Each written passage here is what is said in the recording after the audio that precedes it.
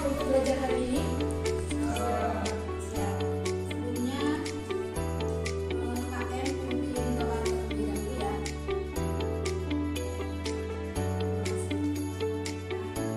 Selanjutnya Ibu absen terlebih dahulu. Hari ini ada yang tidak masuk. Ya, ada yang tahu kenapa?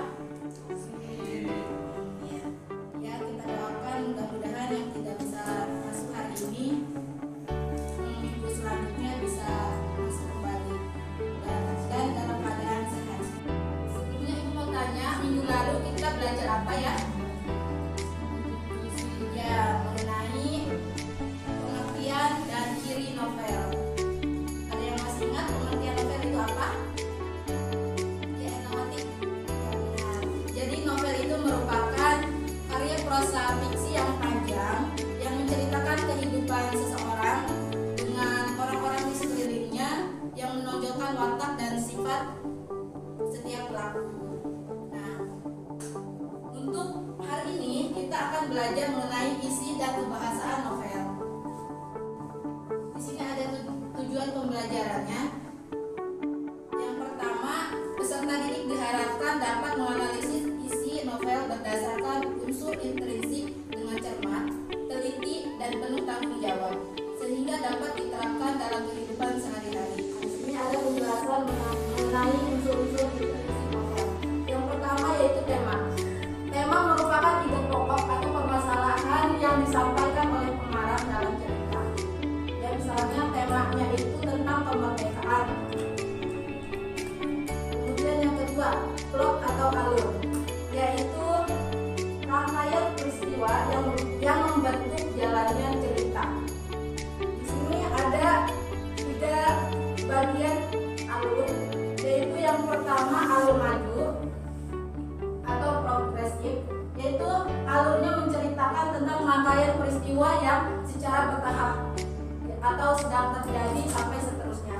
Kemudian alur mundur atau regresif, yaitu menceritakan peristiwa yang sudah terjadi. Kemudian di sini yang ketiga yaitu alur campuran. Di sini alur campuran merupakan perpaduan antara alur maju dan alur mundur, yaitu bisa menceritakan cerita yang sedang terjadi atau juga dicampur dengan peristiwa yang sudah terjadi. Itu biasanya menggunakan 2 alur kalau alur campuran. Yang ketiga, penambahan yaitu pemberian watak oleh pengarang kepada tokoh atau pelaku dalam cerita. Di sini tokoh tersebut terbagi menjadi 3, yaitu tokoh protagonis yang dikenal sebagai tokoh utama yang baik hati, kemudian tokoh antagonis yaitu tokoh yang biasanya menjadi musuh tokoh utama atau biasanya itu sifatnya sombong, angkuh ya. Latar waktu itu mengenai masa di mana jalan cerita. Kemudian tempat yaitu lokasi. Yang ketiga suasana yaitu kondisi. Yang keempat sosial budaya yaitu berhubungan dengan sosial yang erat kaitannya dengan hubungan tempat bergaul. Kemudian yang kelima yaitu keadaan lingkungan, yaitu biasanya memunculkan konflik batin dalam jalannya cerita. Kemudian yang kelima yaitu ada amanat. Amanat merupakan pesan yang disampaikan pengarang dalam cerita. Biasanya mengandung nilai-nilai moral yang dapat diambil oleh pembaca.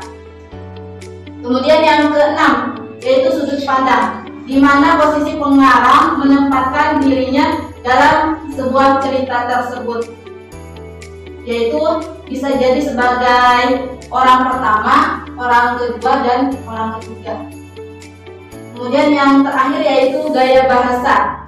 Gaya bahasa merupakan suatu corak dalam pemilihan bahasa yang digunakan oleh penulis di dalam cerita novel.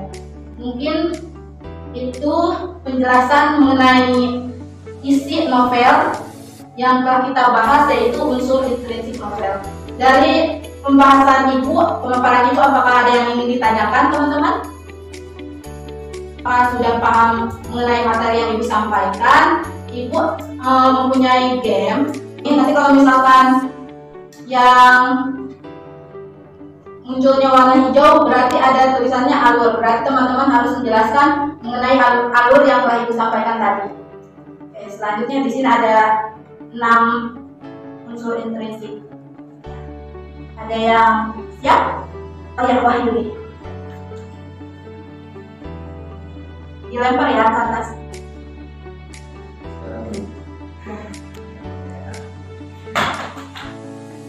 Ya, daya bahasa. Oke, silahkan. Daya bahasa Ya, hebat. Tepuk tangan untuk Wahyudi. Untuk Wahyudi karena sudah mau berani, Ibu kasih hadiah bukannya. Semoga bermanfaat. Beneran, jangan dibalik gitu. Oke, Ibu rasa teman-teman semuanya sudah paham dengan materi hari ini. Ibu mempunyai tugas. Di sini ada novel. Nanti teman-teman analisis berdasarkan unsur intrinsiknya tersebut, yaitu yang ke-7 poin tersebut. Nanti teman-teman dibagi menjadi 4 kelompok, beranggotakan 5 orang. Ibu akan kasih tabel unsur intrinsiknya. Analisislah unsur intrinsik novel di atas, lalu tuliskan jawaban teman-teman di kolom berikut ini. Nanti Ibu bagikan lembar kerjanya, teman-teman diisi ya, bicara diskusi berkelompok. Oke, ada yang ditanyakan? Paham semuanya? Baik, terima kasih. Jadi kalau sudah, teman-teman bisa kumpulkan lembar kerjanya ke Ibu ya. Mungkin pembelajaran untuk hari ini kita cukupkan sampai di sini. Sebelumnya Ibu mengucapkan terima kasih dan mohon maaf apabila salah kata dalam penyampaian materi yang Ibu sampaikan. Semoga bermanfaat untuk kita semua. Assalamualaikum warahmatullahi wabarakatuh.